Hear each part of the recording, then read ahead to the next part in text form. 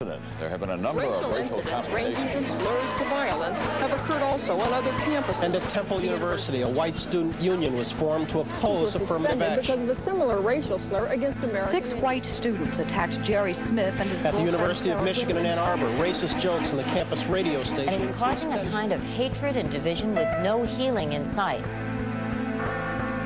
As racial tensions continue to erupt at colleges and universities nationwide, student response has ranged from anger to indifference. On these training grounds for our future leaders, as well as throughout our society, intolerance has once again become a way of life. I can't remember ever hearing anything positive about a black person growing up.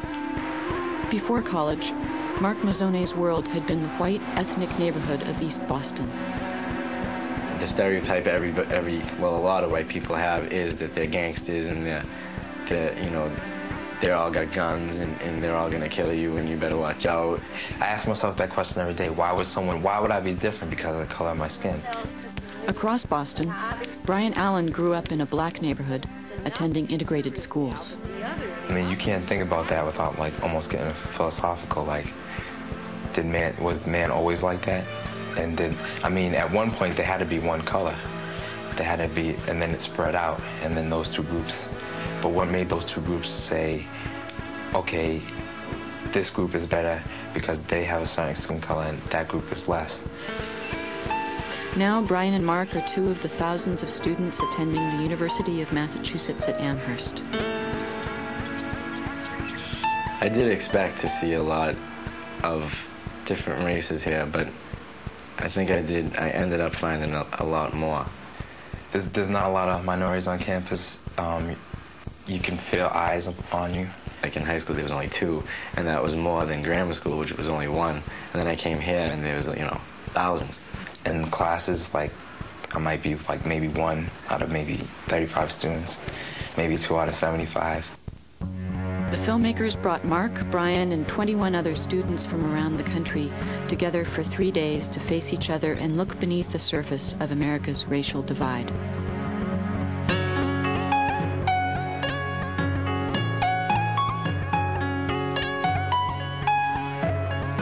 We were one of the first Vietnamese family, probably one of the first Asian family. It was primarily a white town. My freshman year in a sociology class, my professor says, well, you're the black student in here. Could you tell us how black people feel about this? I took a Chicano studies class my freshman year, and that made me very militant. So I just forget all white people, they're just bad. I'm afraid of being judged just because of the color of my skin. She's white. She's probably racist. Nobody's really privileged due to their skin color or anything like that. It's just, you are who you are, and look in the mirror and, be proud of yourself. If people are making anti-Semitic remarks, I can just go home and nobody has to know I'm Jewish. And I realize that's a luxury that I can choose. There's a certain amount of anger that comes from the past, realizing that my family, because they had to assimilate through their generations, don't really know who they are. I say we all suffer differently. Certain people have a false sense of inferiority, some people have a false sense of superiority. But everybody does suffer from racism. Behind these voices are family beliefs and childhood experiences. Before bringing the students together as a group, we talked with them individually about the role that race has played in their lives. Really a nice spring day. I was playing with some kids. It was my birthday, and we were playing Cowboys and Indians, and I didn't want to be an Indian because they always lost, and on TV, that's how we saw it. They always lose. I don't want to be, so I got to be, but of course I got to be the Indian because I was darker than the other kids, so they're like, well, you look like an Indian, so you should be one. I'm like, okay, whatever. But of course we lost in the end in that one. And then my dad picked me up, and he was taking me home because my mom and dad were divorced, and he was taking me to his house for the weekend. And we were driving down there, and I asked him the question, did you have to be an Indian? Did you ever have to be an Indian? I didn't want to be an Indian today, and I had to be an Indian. And I was like, just rambling on. He was all, you are an Indian. You are Native American. I'm like, what do you mean? And he's all, well, your blood is Native American. I'm like, and I was a kid, so I really didn't understand. The only thing I could do is, I did with the TV we do with the Indian. I did the war cry thing, the ooh thing. I did that, and he pulled over and said, "That's not the kind of Indian we are." And that stuck with me, and I was always, if we're not that kind of Indian, what kind of Indian is there?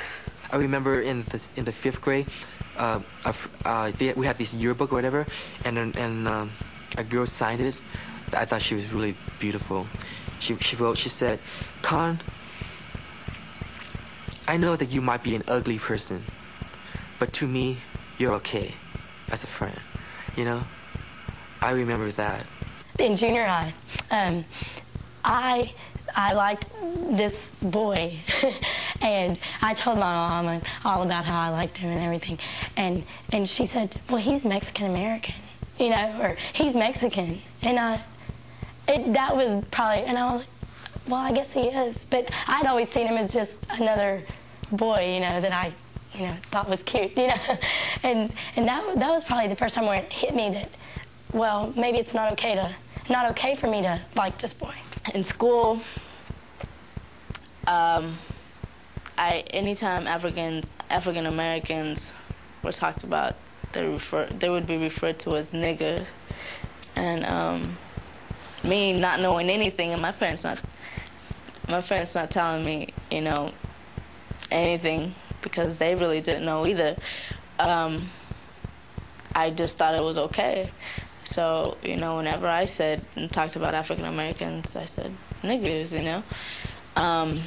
So one day, me and my older sister, Angela, we were in Kmart in Bakersfield, and they had like this little hat rack, or this little rack hat display area, and I was sitting in front of a mirror, and I was putting on a hat, and there's like a black family about 7 feet away from us. So I put on this hat, right, and I was like, damn, Angela, look, I look like a nigger in this hat. And she turned around, she's like, shut up. They call me Judy.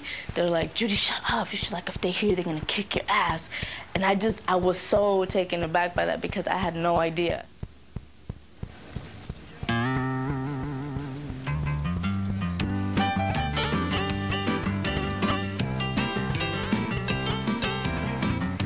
My neighborhood is all white. That's something that I never really thought about until I got here, and I realized that, I never had to live, now there's people living next door to me who are from different cultures, and I always lived in a white neighborhood, and I never really experienced how other people lived.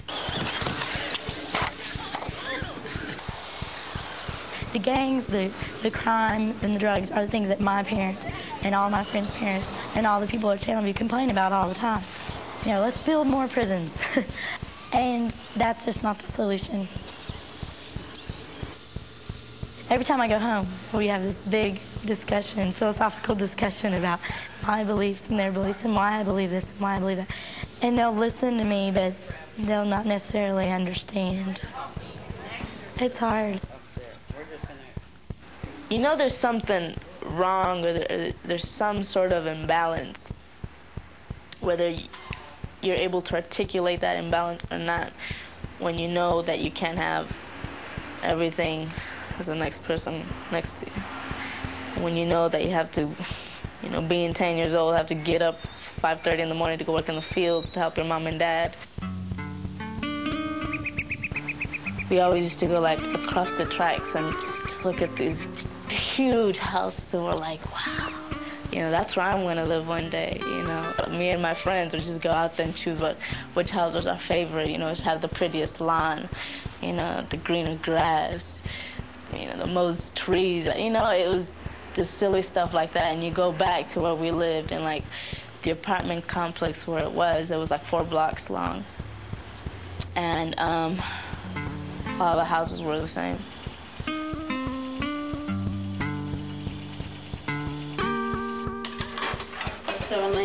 ¿Quién es? Yo soy Ángela. I got into UC Berkeley through affirmative action, and I'm not ashamed to say that because nobody else is doing my homework. Nobody else has to work like 5 jobs to pay the rent or to do whatever, to send money back home, to help my sisters out when they needed to. I can't call my mom up and be like, oh, Mom, I'm not going to be able to make rent. Can you please pay it for me? I can't do that. I hate this. It's all in the quality of education you get when you're growing up. And if you have the funds to get a good education, then you're sure as hell going to be more qualified than the next person who doesn't.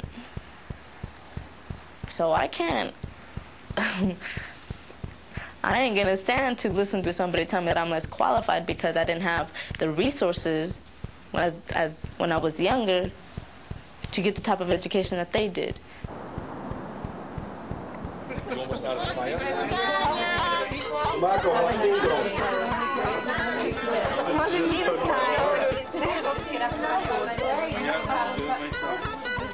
My father grew up a long time ago when there was no blacks, no Asians, no anything but Italians in East Boston. He's lived in East Boston his whole life, and he's never gone anywhere else besides maybe New Hampshire as the furthest. So I don't blame him for his way of thinking. When the blacks say you owe us something, what do we owe them? 200 years ago, we weren't here. My father wasn't here. We owe them nothing. If they want something, they should go to work and get it. When your grandfather came here, the immigrants were from Eastern Europe. Now they're Asian immigrants, and these Asian immigrants are working very hard. I have the children in school, the Cambodians, the Vietnamese. There's a work ethic there, and those kids try, and they really achieve.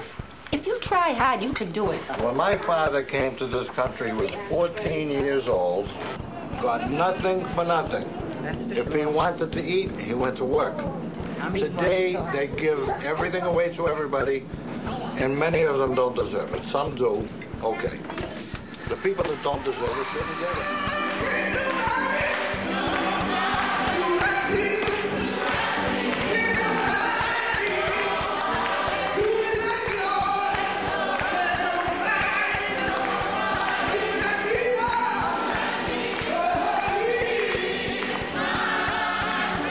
I basically started in the gospel choir 2 years ago with my father. I didn't tell him the first few times. My director at my high school, his friend, asked us to be in the choir, and we said, of course. The first time I was there, I really felt uncomfortable. Obviously, there was all, African-American people there that I felt like I had nothing in common with. I felt totally out of place. And after a while, I kind of realized, the major thing I realized was that must be how they feel when they're in my school and there's only 2 other black people. It's just getting to sing, something that I love to do with other people that are totally different than me, but they love to do the same thing.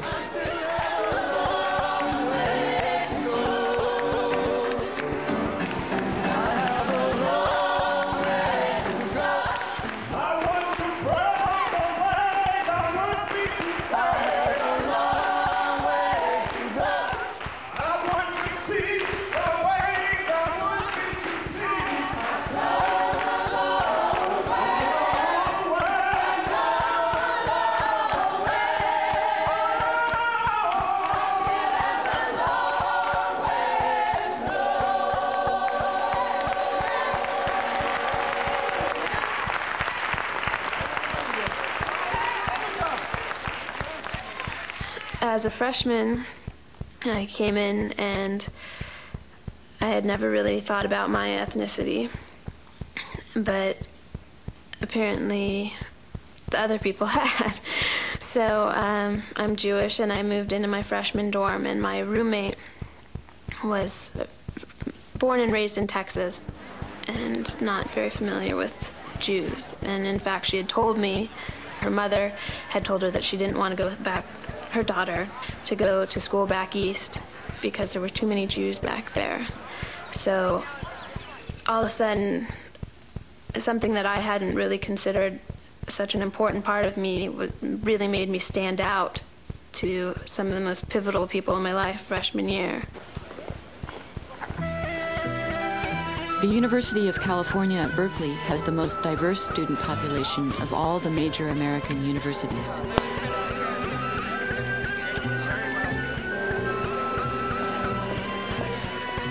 I feel a lot of times being in Berkeley that I'm walking on eggshells because ethnicity is such a big topic on campus now. And I fully support people getting to know their roots, but like in my ethnic studies class, I feel self-conscious of my color when I go in, that I shouldn't be there, that I don't deserve to be there.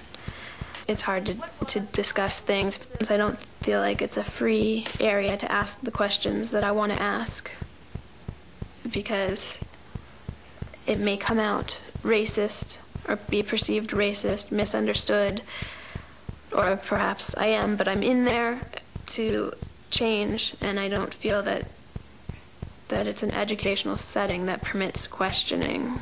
All they want to see is that they let X amount of blacks, Latinos, so on and so forth, man. After that, if they get in, they don't care about you. There's no support groups. There's no, they don't, I mean, you have to build that yourself. They're trying to rectify a problem that reaches all the way back to the first day you're born, basically, as a black person in this country.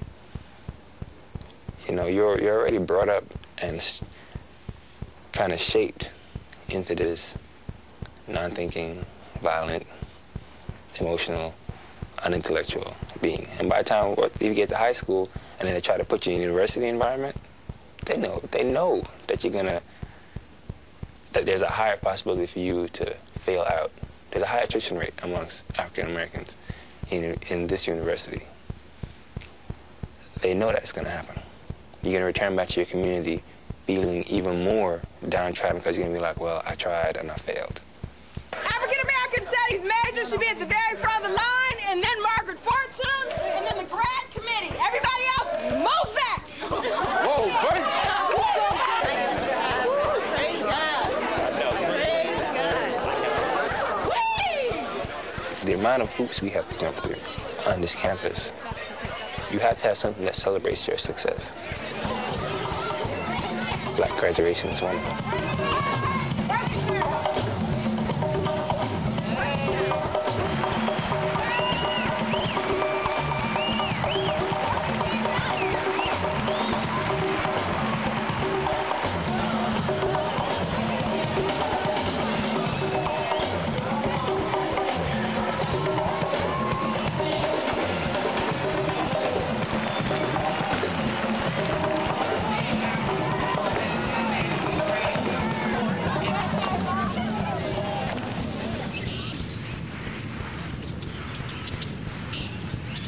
I was lucky. I went to a very integrated high school.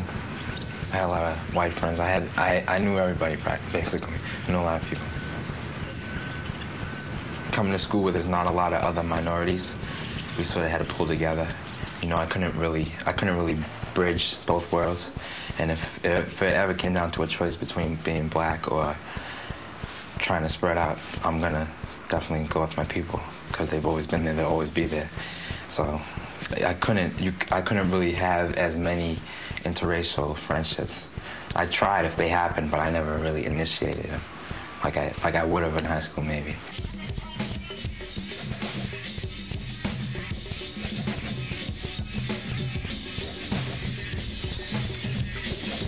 (3691) or 545 FM 91. If you have any requests or dedication, call me up and I'll see what I can do for you.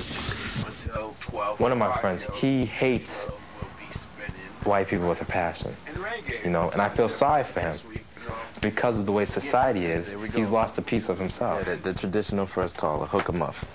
You're live on the air. What's up? He's only 19 like me, and he already has that. He already has that burden on him. You know, it's already affecting him that much, and I worry that I might get that way. Yo, what's up? Can I request a song? Sure, go ahead, guy. Dude, chill. What's up, nigga? Hey, yo, man, ain't no niggas down here, you know what I'm saying? Use your head, you know what I'm saying, if you're gonna make phone calls. MUA. How you doing? I'm starting to feel that way sometimes. I start to feel that way. I don't want to talk about Clinton.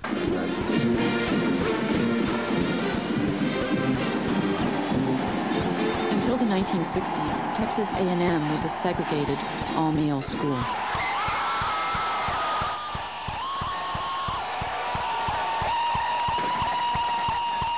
I'm trying to understand why African American students don't feel like, won't get involved in some of our organizations and don't feel a part of A&M.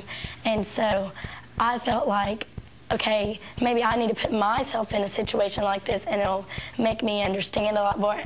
And I wanted to have more contact with the African American students on our campus and understand the issues that they're facing. And so I joined Black Awareness Committee, one for the social thing, because right now my group of friends isn't very diverse. And I felt like maybe I would take the first step, and maybe they'll take a step and join some of our organizations. I think there have been times when I've gone into a meeting and sat by a student that really didn't feel comfortable sitting by me and really didn't want to sit by me. And that was difficult for me. I was, how can you not, how can you not want to sit by me? But there are some students in there that I think believe I'm the enemy. No, I don't think I've ever racially been in the minority, no.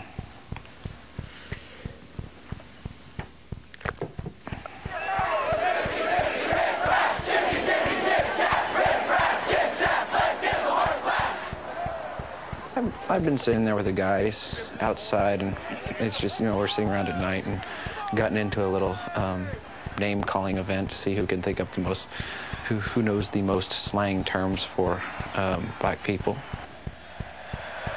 We'll sit there and, we'll use the word nigger.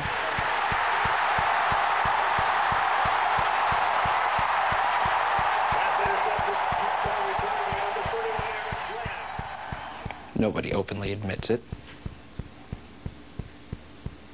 I can't believe I'm admitting it right now, But you asked for the truth, so.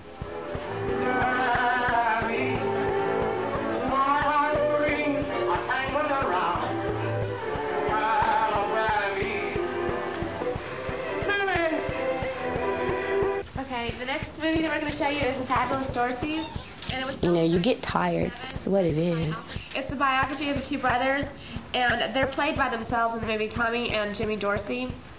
Also, You don't have a place where you feel like you can rest, where you're not always constantly defending yourself or your people. At the very beginning, you showed us a clip of Al Jolson and that kind of thing. Do you think you could have explained it more in the context of how you presented it, or because to some people in the audience, I talked to a couple of people, they were very offended by you putting that up there and not maybe explaining it more. Okay. I think that it was just an introduction to how movies came about. It was really what didn't have to do with our topic. We were doing it I'm on not Big trying Man. to be. It's just that I don't think it occurred to you at all that it might be offensive to some people sitting in the audience. We're always known as complainers too. And I always think, if we really complained about everything that happened every day, we'd never shut up. I think that we were attacked by you. I did not know what was going on. I was attacked. How did you feel that I was attacking you? Because I had no idea. We were not doing a project on Al Jolson or on, exploiting blacks. And we were just doing an introduction, which if you had been listening, you would have heard the introduction. We were not doing a multicultural project. And I'm well aware of that. If we were, we would. I think it's important for us to talk more than anything. That people understood that. Because even if you can't change someone's mind, at least you're exposing them one more time to an idea that's different than their own.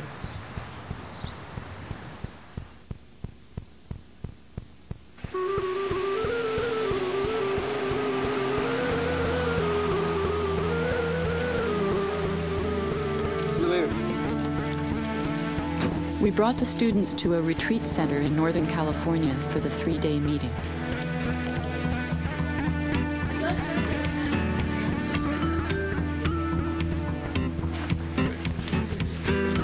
At first, everyone had a position to defend. Everyone had a corner to stand in. I'm responsible for my actions. Okay, if I go out and make a horse's patoo to myself,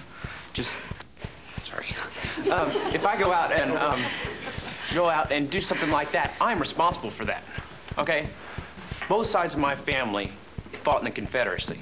And we've still got land down there. Now, I can say in hindsight that was wrong. And everybody in this room knows that that was wrong. But there's no way I can step back and correct that. Well, one thing that you must definitely understand is that this is what we're discussing today is how this country was founded. And because you are a white male, people are going to hate you. There are a lot of things that are going on presently that we need to deal with. Others are saying, well, my grandparents, my this, my that.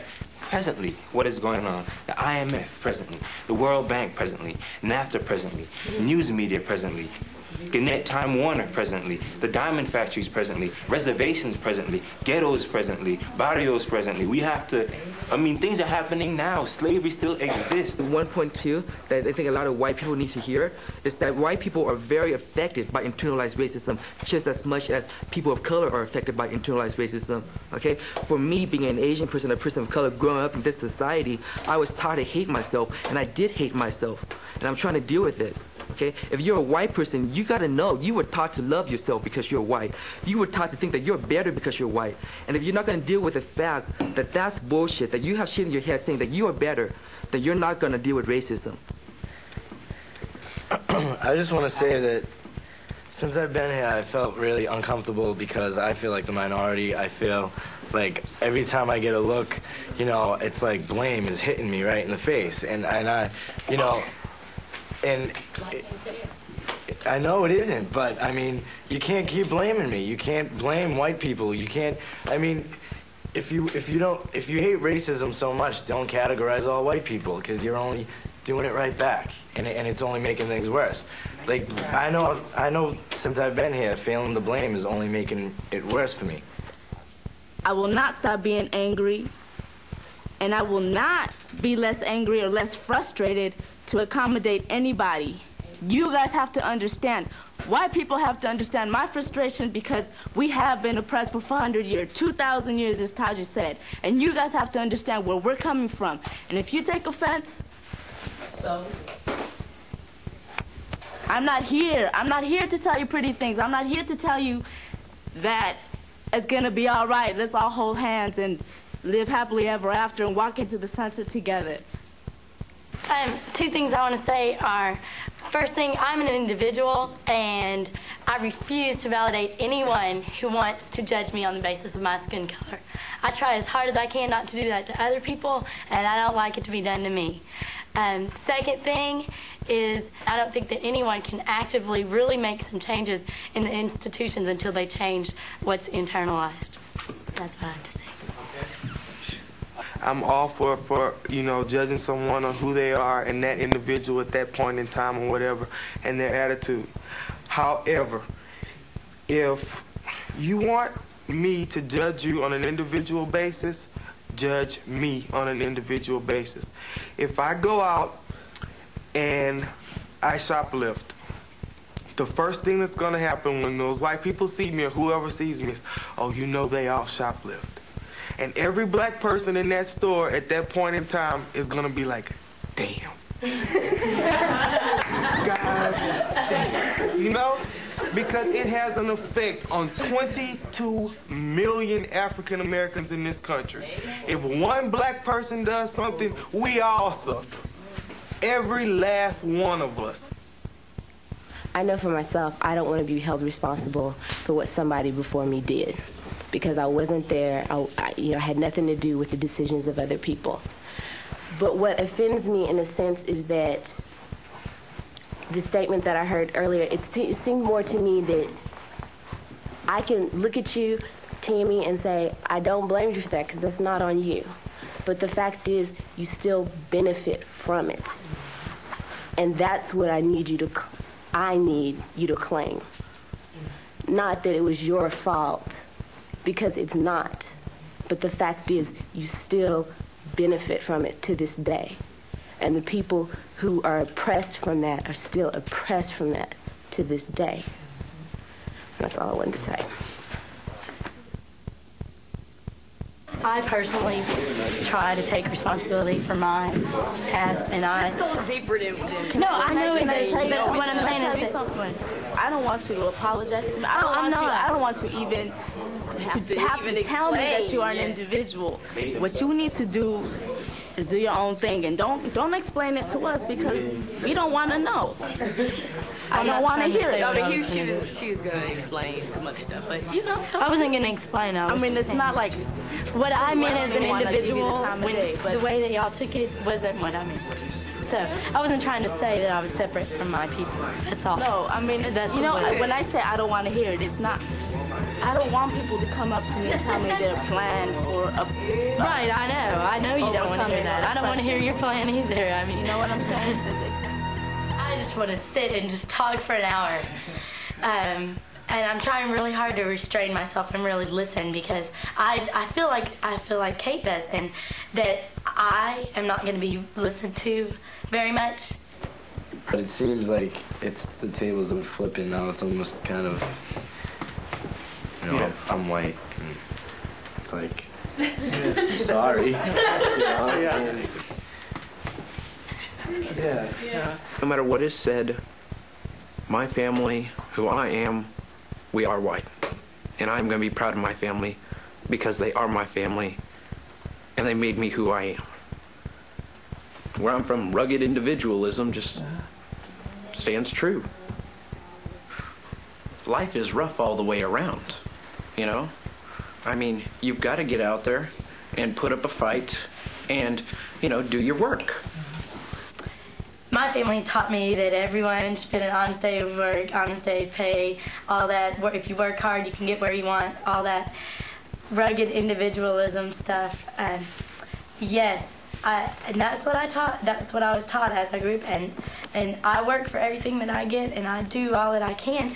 But I've come to realize that if I work hard for something, I'm assured most of the time that I'm going to get it. You know, I can put in that work and I'm going to get what I want.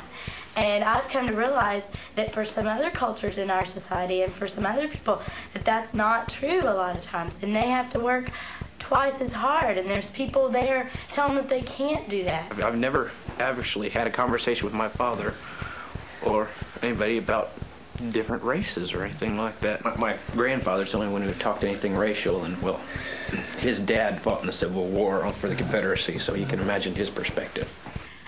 You know, maybe you don't have these discussions with your parents, but I do. I mean, I'm scared of losing my family over this. I mean, I'm not going to lose them because they're right there with me, but I have these discussions with my family. They say things, and I stand up and I say, I think that's wrong.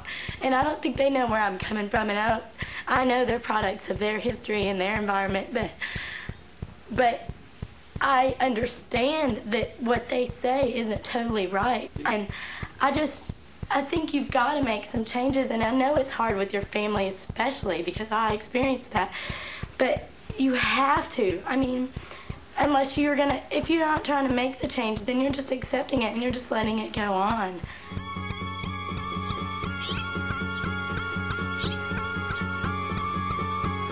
Yesterday was a really long day for me.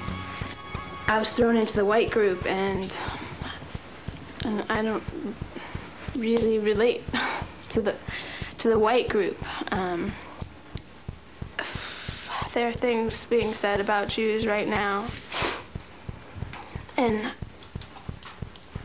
I honestly don't have all the facts. But as a Jew, it's real important to me to decipher what's true and what's false, because it's certainly happened to my people before that things get circulated that are false. And I want to take responsibility for any guilt, but I don't want to be a scapegoat for what's going on in our country right now. I want you to know that my people are dying because of pesticides. I want you to know that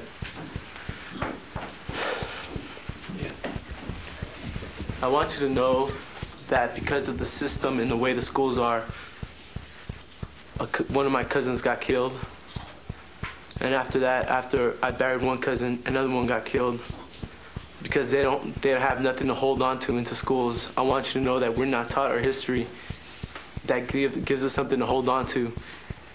And that's why a lot of Latinos turn to gangs, because that's where they find something secure. I don't want Americans to go to Tijuana just to go drink and have a good time and sing the American anthem. My name is Truong Tung Khan, and I'm Vietnamese. My name is Yu Hei-Ling. I'm Chinese American. My English name is Helen Yi. I want you to know that Asian people are Chinese, Japanese, Korean, Vietnamese, Thai, Cambodian, Laotian, Burmese, Hmong, Indonesian, Filipino, Laotian, Malay. Sri Lankan. I want you to know that not all Asians or Asian Pacific Islanders are passive, are quiet. I expect my allies to realize that racism isn't just a black and white issue, that there are Asians and Pacific Islanders out there. I want you to know that the reason why you don't think that there are any Asian heroes is because you people cannot see us as individuals, but only as a group. And I want you to know that if you want to be seen as an individual, see me as an individual. My name is Khan. I hope you guys remember my name when I introduce myself.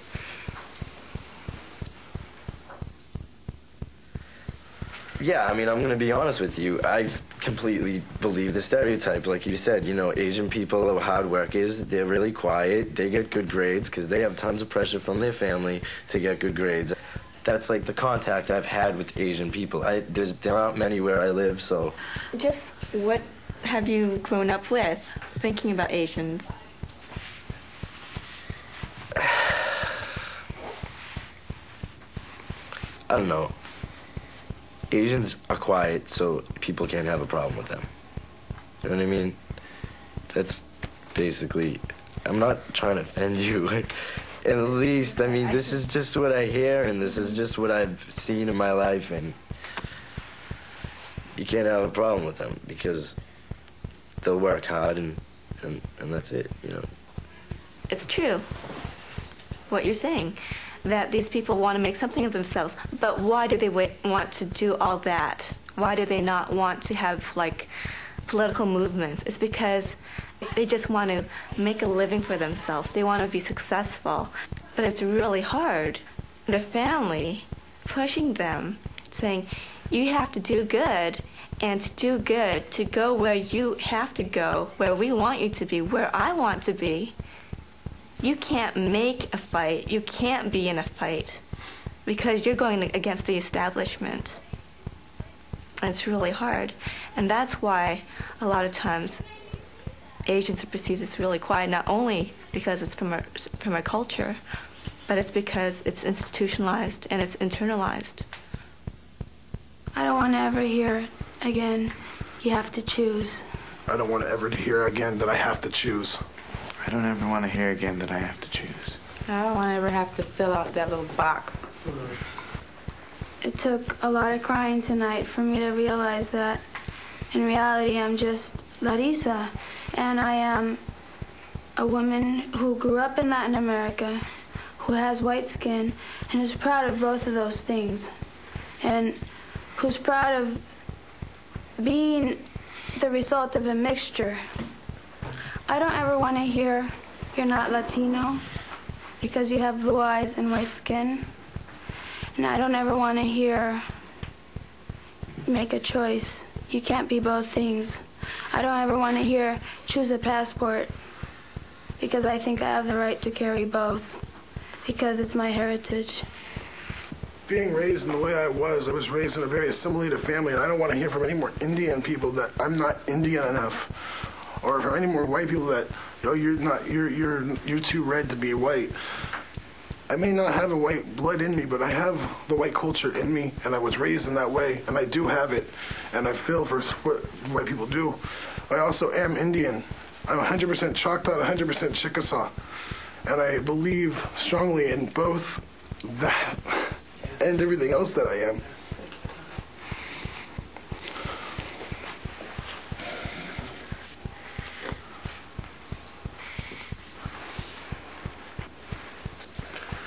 I want you all to know that it's been really hard for us tonight to come to this. It's been a lot of pain. It's been kind of like we've had to take the mask off and like really look inside of who we are. And if I'm thankful for anything tonight, is for this whole experience. Because we can yell at each other, we can say, you know, it's your fault, but in reality, you know, we all have a part in this.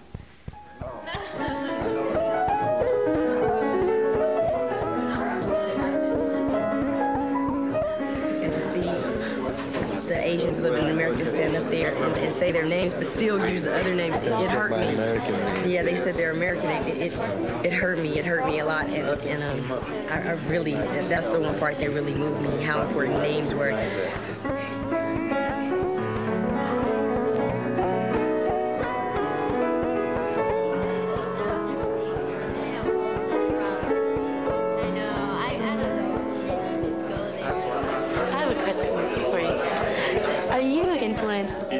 Something like just recently I've become like aware of the whole kind of anger towards like white women for the stereotypes that everyone has to live up to. There's a complex in like the Mexican culture about like the lighter you are, the better looking you are.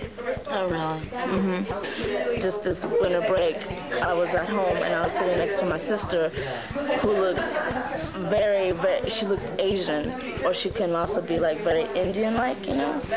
And my father's brother was sitting next to us, and he was just kind of looking at us and observing us, and was like, you know, you guys are really dark, but you guys are still pretty. Yeah, so. Your father's brother? My uncle. In Jamaica, we say this.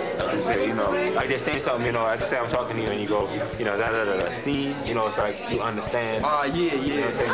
That's New York. That's a New York thing. We also say like if we see a movie, we be like, yo, that was the bomb. Yeah, oh yeah. Bomb. I say that's bomb. I say that's the, you know. Bottom lip. Bottom lip. Time's up. Sheep lip. Keep going. Sheep shit. Oh, God. Now. Yeah.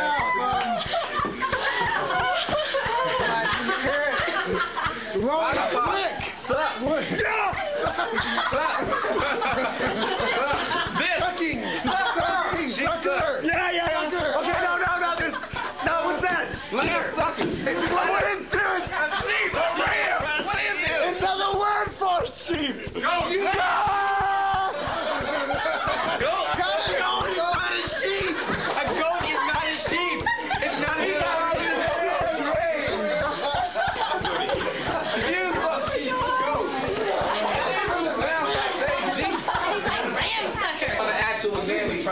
Yeah, when I first walked in here, I was like, oh, dear God. This is the most diverse group I've ever been in by. This is nothing. This beats anything I've ever seen. At my school, like, this, I don't know how many languages are spoken. Over 27 languages are spoken in my school. 27 languages. With all that diversity, you know what I'm saying? Mm-hmm. And coming to an environment where people don't know what diversity is.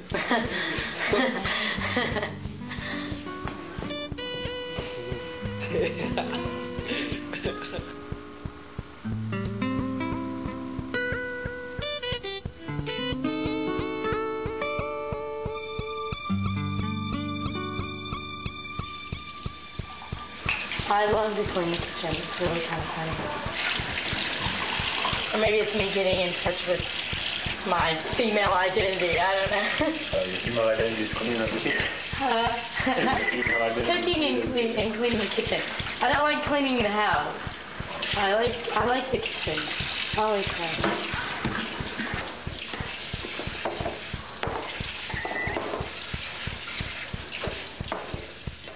I don't know if you know what it's like having a strong bigot in your family, and it's tough. It's a tough choice there, of choosing what is right and choosing your family. But I don't think I'd go home with you, no. I don't know what your mom was saying. What's a fried chicken, Negro? I'm just like, whoa, you know. So No, that's not my parents. It's my grandparents are the ones that are real like that. My grandfather, like I told Alan, my best friend, Carlos, I've never taken him to my grandparents' house, and I never will. Okay? It's hard. Yeah. I mean, and it's, you know, it's kind of difficult because I go over there to his grandparents' house all the time. My grandfather hated white people. He would sit there and tell a story of the white dog and the black dog and how the white dog took the black dog's bone and don't trust the white dog, and he coded, and I'm only 12, like, okay. I'm looking around at dogs like, I can't play with that one. You know, it wasn't, I mean, coming from that type of environment, and it's just...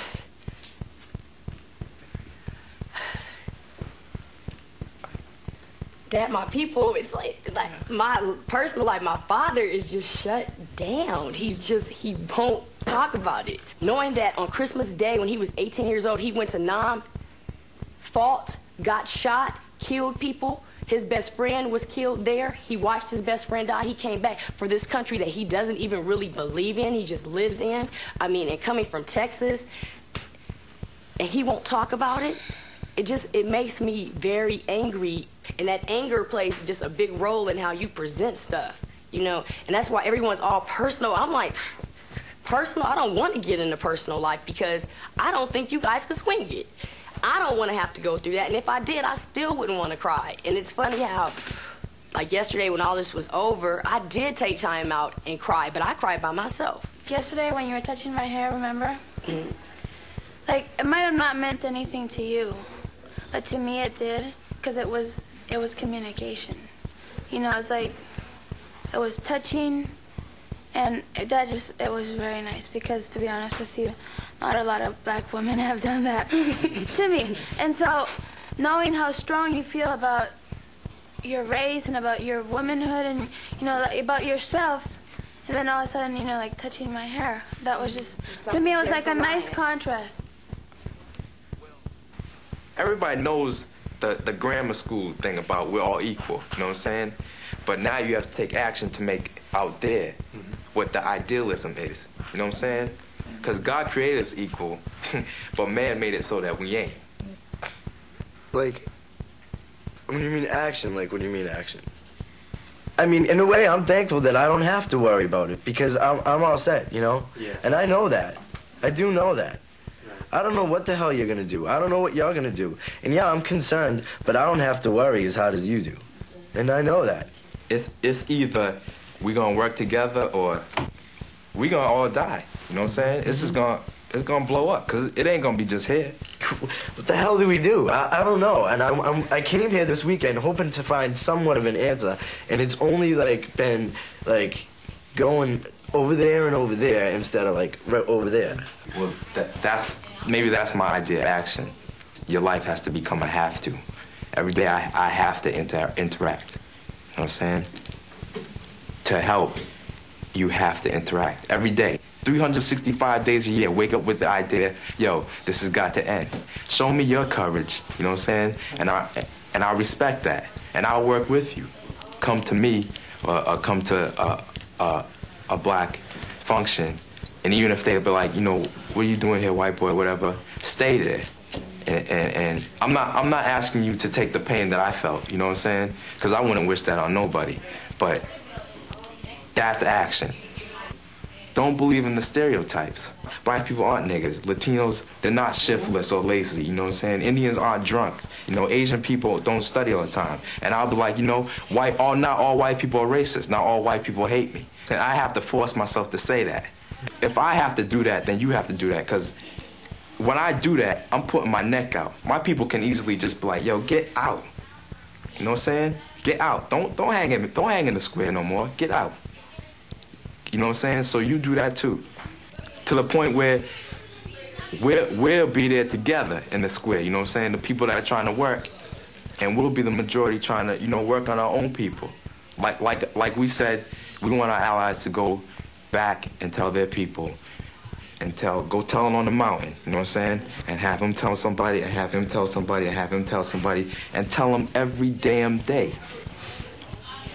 I know, because I know you personally, I know that you're in the right direction, you know what I'm saying? Because at least you admit your fears and stuff, and in your own way you try to reach out past them, you know what I'm saying?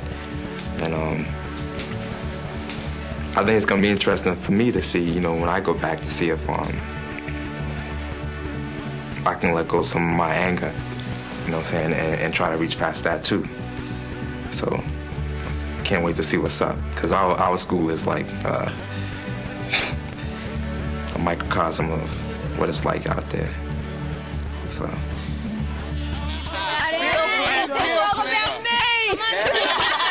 Big up to Boston. Big up the 415.